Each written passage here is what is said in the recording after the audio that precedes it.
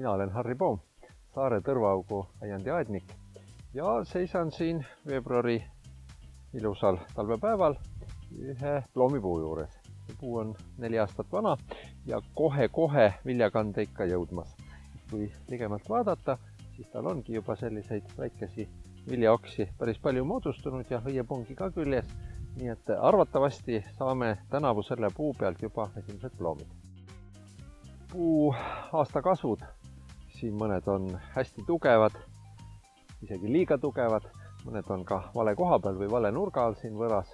Nii et nendest katsume selle lõikamisega lahti saada ja nagu viljapuude juures ikka, tahame saada võra laiuvamaks ja puu kõrguskasvu piirata, et me need ploomid siit puu otsast ikka kätte ka saaksime.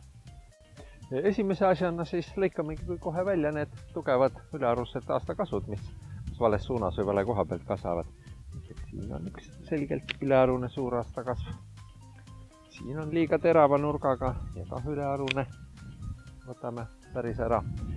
Siin kipub nüüd üks osa võrasse liiga sisse kasvama. Lõikame ka siit pealt maha. Ja latvast valime tegelikult niimoodi, et kuna latv on natukene ühele poole kaldu, siis valime sellise oksa latvaks, mis on püstisem ja teised lõikame siit praegu kõrvalt ära.